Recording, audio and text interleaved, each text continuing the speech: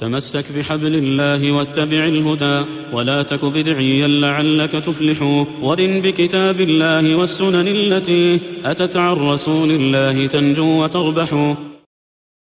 إن الحمد لله نحمده ونستعينه ونستغفره ونعوذ بالله من شرور أنفسنا ومن سيئات أعمالنا من يهده الله فلا مضل له ومن يضلل فلا هادي له واشهد أن لا إله إلا الله وحده لا شريك له واشهد أن محمدا عبده ورسوله صلى الله عليه وسلم. يا أيها الذين آمنوا اتقوا الله حق تقاته ولا تموتن إلا وأنتم مسلمون. يا أيها الناس اتقوا ربكم الذي خلقكم من نفس واحدة وخلق منها زوجها وبث منهما رجالا كثيرا ونساء واتقوا الله الذي تساءلون به والأرحام إن الله كان عليكم رقيبا. يا أيها الذين آمنوا اتقوا الله وقولوا قولا سديدا يصلح لكم أعمالكم ويغفر لكم ذنوبكم ومن يطع الله ورسوله فقد فاز فوزا عظيما. أما بعد. Nous continuons donc l'explication des 6 fondements et ceci est le cours numéro 2. Nous sommes arrivés, donc nous avons fini l'introduction de l'auteur rahimahullah et nous sommes arrivés à sa parole. الأصل الأول إخلاص الدين لله تعالى وحده لا شريك له وبيان ضده الذي هو الشرك بالله وكون أكثر القرآن في بيان هذا الأصل من وجوه شتى بكلام يفهمه أبلد العامة. ثم لما صار على أكثر الأمة ما صار أظهر لهم الشيطان الإخلاص في سورة تنقص الصالحين وتقصير في حقوقهم وأظهر لهم الشرك بالله في سورة محبة الصالحين واتباعهم. Donc voilà pour la parole de l'auteur que je traduis. Donc il dit rahimahullah ta'ala, le premier fondement, vouer à Allah le Très-Haut un culte pur, un culte exclusif, à lui seul sans associé, et la mise en évidence de son contraire, qui est le fait de donner des associés à Allah. La plus grande partie du Coran traite ce fondement sous différents aspects dans un discours que comprend le plus simple d'esprit notre les gens du commun. Et puis ensuite, après que la majorité de la communauté ait été touchée par ce qu'elle a été touchée, le diable a présenté le culte exclusif, c'est-à-dire la pureté du culte, sous l'image du manque de respect des vertueux et de l'enfreinte de leurs droits, et a présenté l'association, c'est-à-dire le polythéisme, sous l'image de l'amour des vertueux et de leurs adeptes. Donc, maintenant nous pouvons commencer l'explication.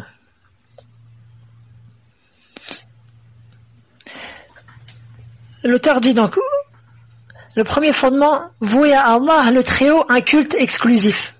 Un culte exclusif, ikhlasu ad-din lillah. Que signifie cela? Que signifie cela? قال الشيخ صالح الفوزان شيخنا حفظه الله أي ترك الشرك وإفراد الله جل وعلا بالعبادة. Cela veut dire délaisser toute l'association et adorer Allah uniquement. Tel est le fait de rendre le culte exclusif à Allah. Donc, fin de citation. Car seul Allah mérite l'adoration, tandis que ces créatures, quelles qu'elles soient, ne méritent aucunement d'être adorées. Allah, qui à lui seul a créé les cieux et la terre, nous a créé et a créé tout ce qui est autour de nous, le pourvoyeur de besoins, celui qui donne la vie et la mort, le roi de toute la création, lui seul mérite l'adoration sans qu'on lui donne un quelconque associé. Ni un ange, ni un prophète, ni un saint, ni rien d'autre que cela. Tel est le sens de la ilaha illallah, kalimatut tawhid, la parole du tawhid, de l'unicité. Nul ne mérite d'être adoré si ce n'est Allah. Et parmi les noms de cette parole-là, car cette parole-là a un certain nombre de noms. Parmi ces noms-là, Kalimatul Ikhlas, la parole du culte exclusif, la parole de la sincérité. D'où le célèbre livre de l'imam Ibn Rajab, rahimahullah, que je conseille vivement de lire, à savoir Kalimatul Ikhlas wa tahqiqu ma'naha. Donc son livre, il l'a intitulé La parole du culte exclusif et la concrétisation de son sens. Et les versets où Allah Ta'ala ordonne cela sont très nombreux. Je vais en citer quelques-uns. Allah Ta'ala dit au début de Surat Al-Zumar, les groupes, Inna anzalna ilayka al-kitaba bil-haqq fa'budillaha mukhlisan lahu ad-din ala lillahi ad-din al-khalis. Allah Ta'ala dit dans le début de cette sourate, nous t'avons fait descendre le livre en toute vérité. Adore donc Allah en lui vouant un culte exclusif. C'est à Allah qu'appartient la religion pure. Et Allah Ta'ala dit encore dans la même surah, قُلْ إِنِّي أُمِرْتُ أَنْ أَعْبُدَ اللَّهَ مُخْلِصًا لَهُ الدِّينَ. وقال تعالى قُلِ اللَّهَ أَعْبُدُ مُخْلِصًا لَهُ دِينِي. Dans la même sourate, le verset 11, dit, il m'a été ordonné d'adorer Allah en lui vouant exclusivement le culte, la religion. Et Allah Ta'ala dit encore, le verset 14, dit, c'est Allah que j'adore et lui voue exclusivement mon culte. Et Allah Ta'ala dit encore dans Surat Al-Ghafir, le verset 65, هو الحي لا إله إلا هو فادعوه مخلصين له الدين الحمد لله رب العالمين. La traduction, c'est lui le vivant, c'est-à-dire parmi les noms d'Allah, c'est Al-Hayy, le vivant. Point de divinité à part lui. Invoquez-le donc en lui vouant un culte exclusif. Louange à Allah, le Seigneur de l'univers. Et le dernier verset que je citerai, c'est celui que vous connaissez tous par cœur, Inch'Allah. قُلْهُ تَعَالَى وَمَا أُمِرُوا إِلَّا لِيَعْبُدُوا اللَّهَ مُخْلِصِينَ لَهُ الدِّينَ حُنَفَاءَ. Allah Ta'ala dit dans Surat Al-Bayyinah, le verset numéro 5, et il ne leur a été commandé cependant que d'adorer Allah en lui vouant un culte exclusif. En lui vouant un culte exclusif. Et ensuite la fin du verset, وَيُقِيمُ الصَّلَاةَ وَيُؤْتُ الزَّكَاةَ وَذَلِكَ دِينُ الْقَيِّمَةِ. Et le fait d'accomplir la prière et de donner la zakat, l'aumône légale. Et voilà la religion de droiture.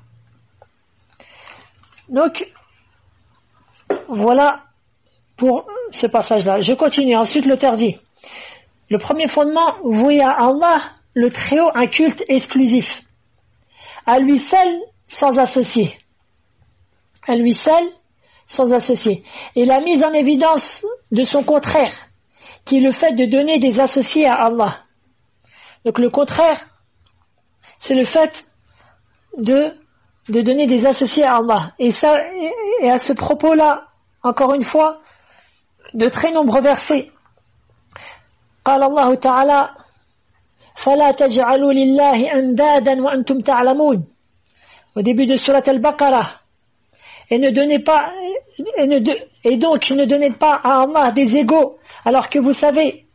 قال الله تعالى إن الشرك لظلم عظيم. Dans Surat Al-Luqman. Certes, l'association est une immense injustice. C'est-à-dire que c'est la pire des injustices. وقال تعالى إن الله لا يغفر أن يشرك به ويغفر ما دون ذلك لمن يشاء. Certes, Allah Ta'ala ne pardonne pas qu'on lui donne des associés. Il pardonne en dessous de cela à qui il veut.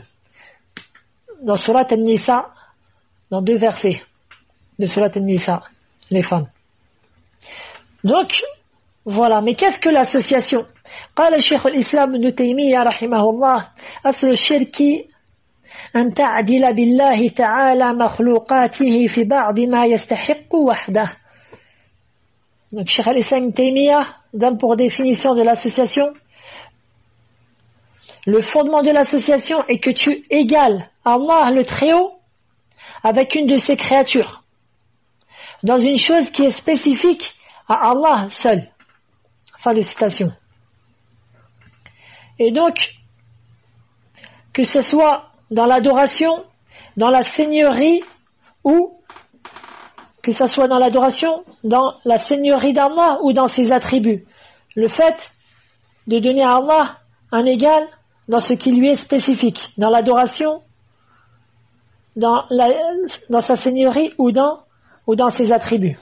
Par exemple, l'association, le shirk dans l'adoration, comme le fait de faire un vœu à autre qu'Allah, tel que celui qu'Allah nous en préserve, qui se rend devant la tombe d'un prétendu saint et qui lui fait le vœu que si il lui accorde des enfants ou un travail ou une maison ou autre, alors il se rendra devant sa tombe pour égorger un mouton tous les ans. Allahu musta'an, nasallahu al-afiyah. Voilà un exemple de qu'est-ce qu'un vœu. Faire un vœu. Or, le vœu est une adoration qui ne doit être vouée qu'à Allah Ta'ala. قال الله تعالى وما أنفقتم من نفقة أو نذرتم من نذر فإن الله يعلمه وما للظالمين من أنصار. Allah Ta'ala dit dans Surat Al-Baqarah, le verset numéro 270.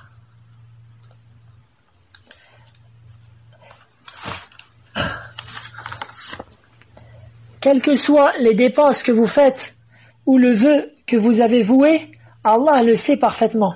Et pour les injustes, par de secoureurs.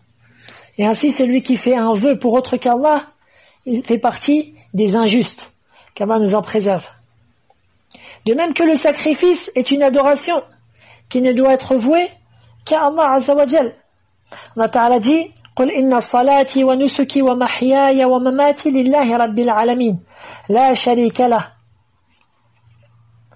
Allah Ta'ala dit dans Surat Al-An'am, les bestiaux, le verset numéro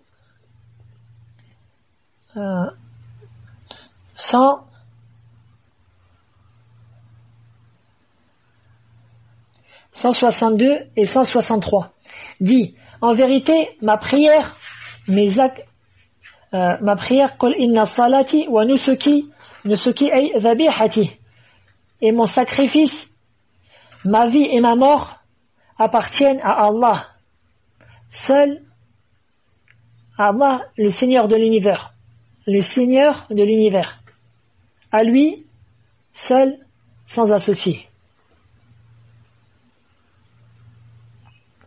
Donc voilà pour cela.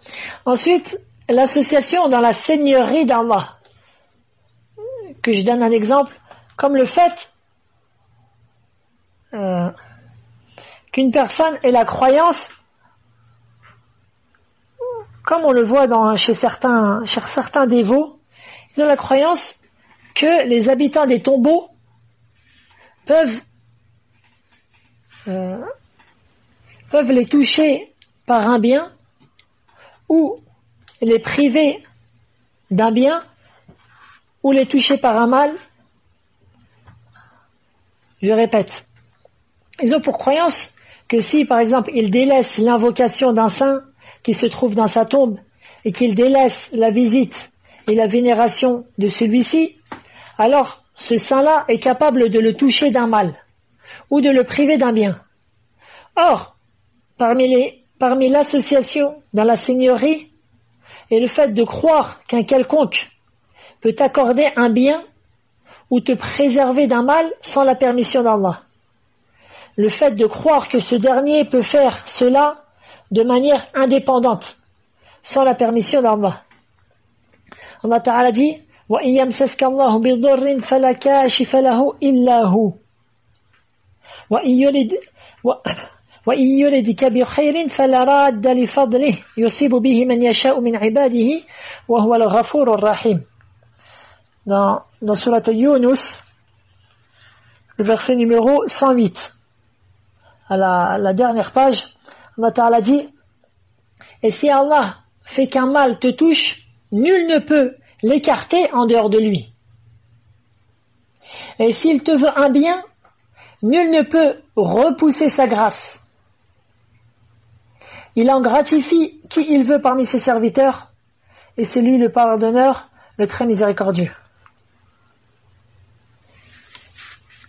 Et Allah Azza wa Jal, il dit aussi dans le début de surat Fatir: ما يفتح الله للناس من رحمة فلا ممسك لها وما يمسك فلا مرسل له من بعده وهو العزيز الحكيم. C'est le verset numéro 2. Allah Ta'ala dit: ce qu'Allah accorde en miséricorde aux gens, il n'est personne à pouvoir le retenir. C'est-à-dire, si Allah Ta'ala il a décidé qu'une chose, une miséricorde, un bien te touche, personne ne pourra t'en priver. Et ce qu'il retient, il n'est personne à le relâcher après lui. C'est-à-dire, si Allah Ta'ala il a décidé qu'une chose ne te touchera pas, un bien ne te touchera pas, alors personne ne pourra te l'accorder après lui. Et c'est lui le puissant, le sage. Et enfin, l'association dans les attributs est comme le fait de croire qu'un quelconque connaît l'invisible en dehors d'Allah. Le fait de croire qu'un quelconque connaît l'invisible en dehors d'Allah. Le fait de croire qu'une personne, qui qu'il soit, un devin, un voyant ou autre, est la science de l'invisible. Or, seul Allah possède la science de l'invisible. Allah Ta'ala dit dans Surat Al-An'am: وَعِنْدَهُ مَفَاتِحُ الْغَيْبِ لَا يَعْلَمُهَا إِلَّا هُ.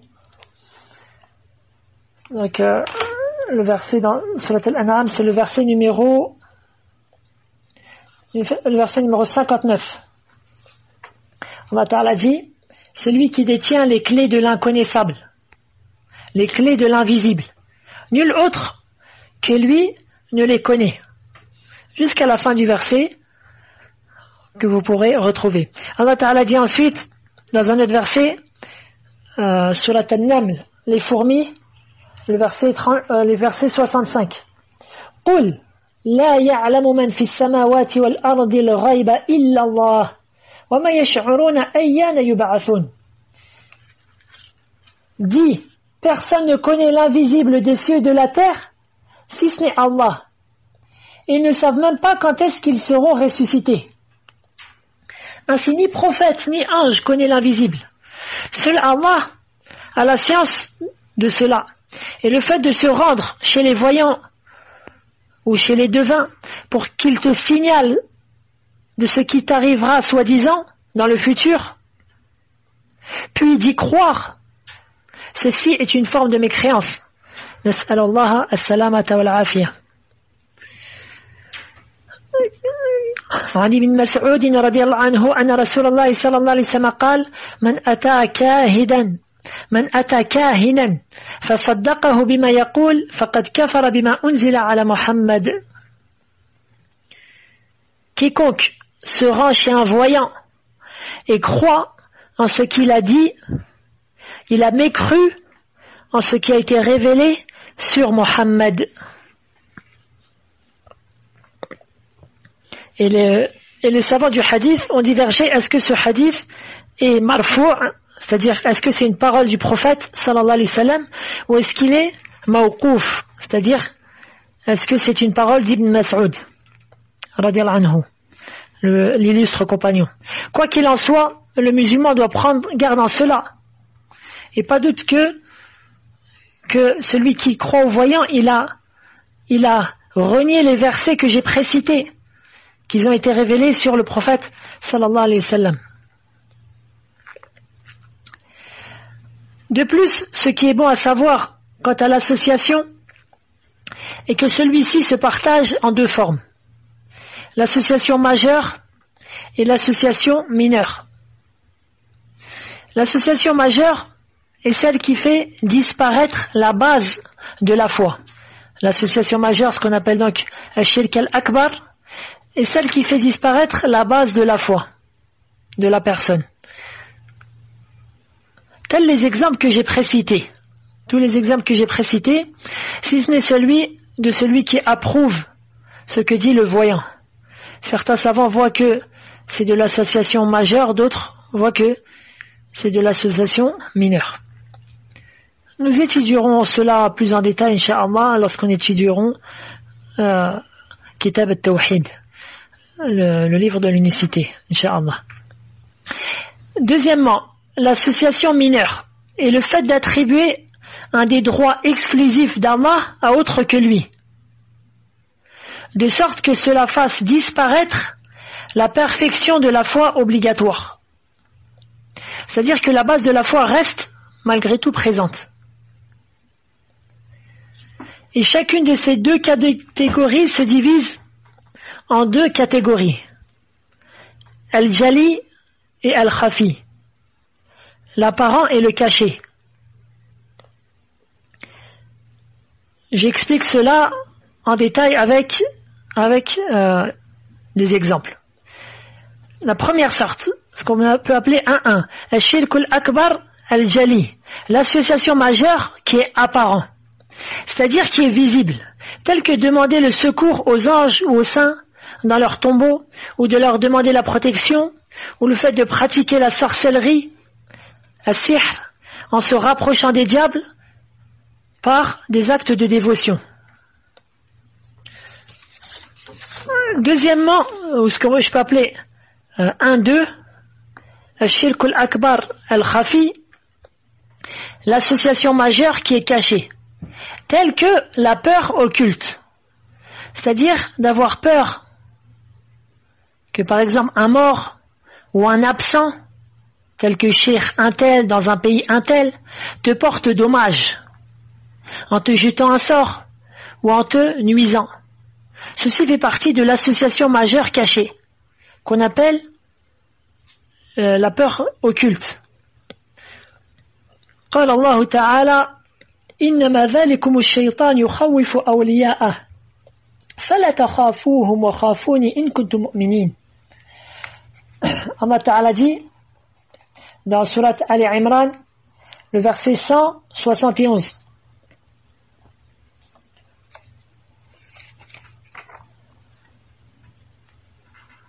Ou plutôt 175. C'est le diable qui vous fait peur de ses alliés. N'ayez donc pas peur de eux, mais ayez peur de moi, si vous êtes croyants. Deuxièmement, maintenant, l'association mineure de 1, c'est-à-dire Al-Shirku al-Asgharu al-Jali, l'association mineure apparente. Comme le fait d'accrocher une main de la Fatma, ou un sabha, ou une roue, ou un pneu, ou un talisman, ou une autre chose de ce type-là, en pensant que cela est une chose par quoi Allah va te préserver. Tu penses qu'en mettant cela, Allah Ta'ala va te préserver de l'œil, ou du mal, ou de faire un accident. Ceci fait partie de l'association mineure apparente. Car cet acte-là est apparent.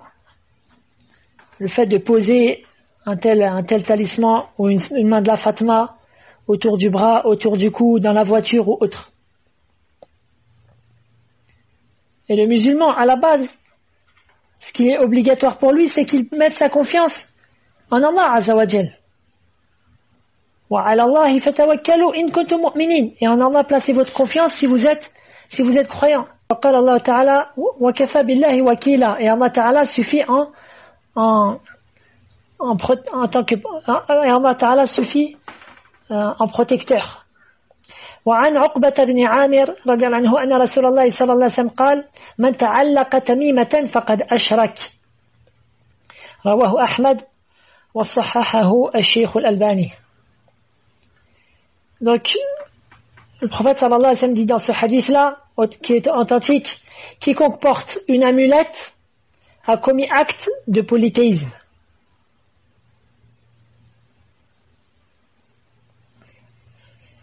Maintenant, l'association mineure cachée, al-shirku al-asgharu al-khafi, tel que yasiru al-riya, le fait d'avoir de temps en temps de l'ostentation, c'est-à-dire faire des bonnes actions pour être vu des gens. Comme dans le long hadith qu'a rapporté l'imam Muslim, d'après Abi Huraira radiyallahu anhu, où les trois premières personnes qui ont été jugées et qui ont été jetées dans le feu. Pourquoi? Car ils ont fait acte d'ostentation dans leurs œuvres. Je l'ai trouvé déjà traduit. Je peux le lire rapidement, directement en français. Le prophète sallallahu alayhi wa sallam dit dans le sens du hadith, le jour de la résurrection, la première personne à passer un jugement sera un martyr mort au combat. On le fera comparaître. Allah lui montrera ses bienfaits et il les reconnaîtra. Allah demandera, qu'en as-tu fait? Il répondra, j'ai combattu pour défendre ta cause jusqu'à mourir martyr. Allah Ta'ala dira, tu mens. Tu as combattu afin que l'on dise de toi que tu es courageux. Et c'est ce qu'on a dit. Il ordonnera alors qu'on le traîne face contre terre jusqu'à ce qu'il soit jeté dans le feu. On fera venir également un homme qui accumulait la science et qui l'enseignait et qui lisait le Coran. Allah lui montrera ses bienfaits et il les reconnaîtra. Allah dira, qu'en as-tu fait? Il dira, j'ai appris la science et je l'ai enseigné et j'ai lu le Coran. Et j'ai lu le Coran pour te plaire. À ce moment-là, Allah Ta'ala dira, tu mens. Tu as appris afin d'être appelé alim, c'est-à-dire savant. Et tu n'as lu le Coran qu'afin d'être qualifié de lecteur. Et c'est ce qui a été dit de toi. C'est-à-dire, il a eu la récompense qu'il attendait. Tandis qu'il attendait que les gens ils disent ça de lui, il a eu cette récompense-là, qui est une récompense vaine, bien sûr. Bref, je reprends le hadith. Il ordonnera alors qu'on le traîne face contre terre jusqu'à ce qu'il soit jeté dans le feu, dans l'enfer. Il viendra aussi un homme qu'Allah a comblé de biens et de largesse. On le fera venir et Allah lui montrera ses bienfaits et il les reconnaîtra. Allah demandera, qu'en as-tu fait? Il dira, j'ai dépensé mes biens de toutes les manières qui te sont agréables. C'est-à-dire toutes les manières dont tu es satisfait.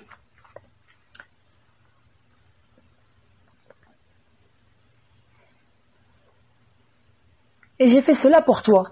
Allah Ta'ala dira, tu mens, tu ne l'as fait que pour que l'on dise, tu es un tel et généreux. Et c'est ce qu'on a dit, il ordonnera alors qu'on le traîne face contre terre jusqu'à ce qu'il soit jeté dans le feu. Voilà dans le sens du hadith, donc le musulman il doit prendre garde à cela. Et entre dans cela encore, le fait d'accomplir des bonnes actions qui ne doivent être vouées que pour Allah, en attendant bi'iradati ad-dunyawiyya, en attendant une récompense mondaine, mais qui est cette fois palpable. Comme le fait que la personne va à la mosquée et va prier à la mosquée afin de trouver un travail, ou afin d'avoir l'aumône des gens, ou afin qu'on le marie ou autre. Et celui qui veut plus d'explications à ce sujet, il peut revenir au 10e et 11e cours que j'ai fait de l'explication des 4 règles. Bref, en revenant à la parole kalimatu al-ikhlas, la parole de la sincérité, du culte exclusif, pour celui qui l'a compris, l'a accepté et l'a mis en application dans sa vie, cela le purifiera, bi'idhnillah, de l'association majeure, mais aussi de l'association mineure. Le musulman purifie son culte de sorte qu'il n'adore ni ange, ni prophète, ni saint ou vertueux, ni soleil, ni la lune, ni les pierres ou les arbres, ni statue, ni argent, ni le pouvoir, ni les femmes, ni rien de cela. Il adore Allah seul. Puis, lorsqu'il adore Allah seul, il l'adore que pour lui, c'est-à-dire que pour Allah, c'est-à-dire pour obtenir sa satisfaction et son paradis. L'auteur dit ensuite, la plus grande partie du Coran traite ce fondement sous différents aspects dans un discours que comprend le plus simple d'esprit d'entre les gens du commun.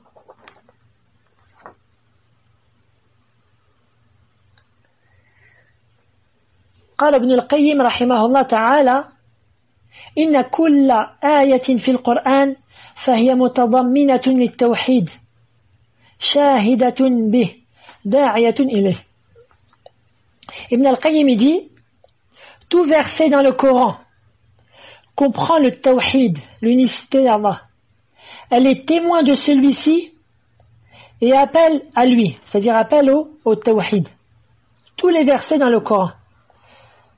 Et ensuite, pour traduire mot par mot la parole la continuation de la parole d'Ibn al-Qayyim,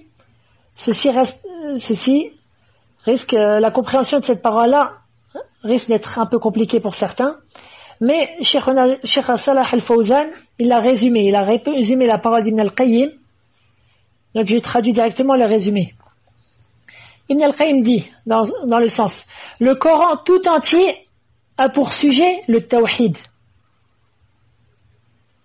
Car il est soit l'ordre de l'adoration d'Allah et de délaisser l'association, soit la mise en évidence de la récompense des gens du tawhid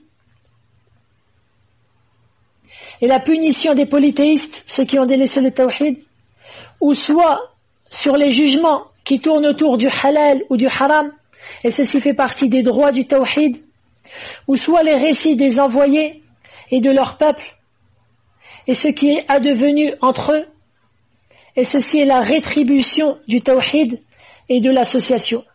Le Coran entier a pour sujet le tawhid du début à sa fin. De plus, donc fin de traduction, de plus, combien de versets on trouve les noms d'Allah Azza wa Jal, ses actes et ses attributs. Donc le Coran entier a pour sujet le tawhid. L'auteur dit ensuite, et puis ensuite, après que la majorité de la communauté ait été touchée par ce qu'elle a été touchée. قال شيخنا أحمد سيد الأسلان وفقه الله أي من فشو الجهل وعموم الجهالة. Donc qu'est-ce que la communauté, qu'est-ce qui est voulu, par quoi a été touchée la communauté? Elle a été touchée par l'expansion de l'ignorance. Par l'expansion de l'ignorance et sa généralisation. Allahu musta'an. Et là, il n'y a pas de doute que ceci fait partie des plus grandes causes, l'ignorance qui fait tomber les gens dans l'association. وَلِذَا قِيلَ الْعِلْمُ نُورٌ وَالْجَهْلُ ظَلَامٌ. Comme il a été dit, la science est une lumière et l'ignorance et des ténèbres. L'auteur dit ensuite, le diable, donc après cela, le diable a présenté le culte exclusif, la pureté du culte, sous l'image du manque de respect des vertueux et de l'enfreinte de leurs droits. Et a présenté l'association, c'est-à-dire le polythéisme, sous l'image de l'amour des vertueux et de leurs adeptes. Subhanallah. Qu'est-ce que le diable parmi les hommes et les djinns ont-ils innové afin d'éloigner les gens du tawhid, afin d'éloigner les gens de l'adoration d'Allah seul, de la chose pour laquelle ils ont été créés et dont les preuves sont plus claires que l'eau de roche. Avec quelle ambiguïté ils ont pu sortir les serviteurs d'Allah Azzawajal du monothéisme vers l'association. Ce que je veux dire par les serviteurs, beaucoup d'entre eux. Ils ont dit en premier lieu qu'il est obligatoire d'aimer et de respecter les vertus. Le fait d'aimer et de respecter les vertus. Et ceci est vrai. Ceci est vrai. Allah Ta'ala dit والمؤمنون والمؤمنات بعضهم أولياء بعض يأمرون بالمعروف وينهون عن المنكر ويقيمون الصلاة ويؤتون الزكاة ويطيعون الله ورسوله أولئك سيرحمهم الله إن الله عزيز حكيم. Le verset numéro 71 de Surat Tawbah, le repentir. Les croyants et les croyantes sont alliés les uns les autres. Et allié, on a dit que al-walaya huwa al-hubb wa an-nasr, c'est-à-dire l'amour et le fait et le secours. C'est-à-dire que les croyants et les croyantes, ils s'aiment et ils se secourent les uns les autres. Et ce qui est voulu par l'amour, c'est al-mahabbatu ad-dini, al-mahabbatu lillahi ta'ala, c'est-à-dire l'amour religieux, l'amour pour Allah ta'ala. Ensuite, donc, dans le verset, ils commandent le convenable, interdisent le blâmable, accomplissent la salat, la prière, acquittent la zakat et obéissent à Allah et à son messager. Voilà ceux auxquels Allah fera miséricorde. Donc, à la base, ceci est vrai, on aime les vertueux, on aime les gens de bien. Mais ensuite, qu'est-ce qu'ils ont rajouté ces diables parmi les hommes parmi les hommes et les djinns. À savoir, ils ont dit, la seule manière de manifester cet amour, c'est le fait d'invoquer ces saints, de sacrifier pour eux, de faire des vœux pour eux, de demander leur protection, de demander leur aide, etc., etc. Et lorsque tu les appelles à l'unicité d'Allah Tabarak wa Ta'ala, en leur citant les versets et les hadiths, lorsque tu les appelles à n'adorer qu'Allah seul, alors, qu'est-ce qu'ils te disent? Ils te disent cette chose-là, c'est-à-dire le culte exclusif d'Allah, ceci n'est qu'un manque de respect envers les vertueux. Ceci est une enfreinte en leurs droits. Vous avez bafoué les droits des vertueux par cela. Subhanallah. Subhanallah. La meilleure des réponses qu'on peut leur dire, c'est qu'on leur répond par la parole d'Allah Ta'ala dans Surat Al-Zumar, les versets 64 à 67. قل أفغير الله تأمروني أعبد أيها الجاهلون. Dis, me commanderez-vous d'adorer autre qu'Allah, ô bande d'ignorants? وَلَقَدْ أُوحِيَ إِلَيْكَ وَإِلَى الَّذِينَ مِنْ قَبْلِكَ لَئِنْ أَشْرَكْتَ لَيَحْبَطَنَّ عَمَلُكَ وَلَتَكُونَنَّ مِنَ الْخَاسِرِينَ. En effet, il t'a été révélé, ainsi qu'à ceux qui t'ont précédé, si tu donnes des associés à Allah, ton œuvre sera certes vaine, et tu seras très certainement du nombre des perdants. Balillah fa'bud wa kun min ash-shakirin. Tout au contraire, adore Allah seul et sois du nombre des reconnaissants. وما قدر الله حق قدره والأرض جميعا قبضته يوم القيامة والسماوات مطويات بيمينه سبحانه وتعالى عما يشركون. Ils n'ont pas estimé Allah comme il devrait l'être. Tous ces associateurs, tous ces adorateurs, toute personne qui adore avec un autre avec Allah, il n'a pas considéré Allah selon sa juste valeur. Il ne lui a pas donné son droit exclusif, le fait que seul lui mérite d'être adoré. Alors, ensuite Allah Ta'ala dit dans le sens du verset, alors qu'au jour de la résurrection, il fera de la terre entière une poignée, et les cieux seront pliés dans sa main droite.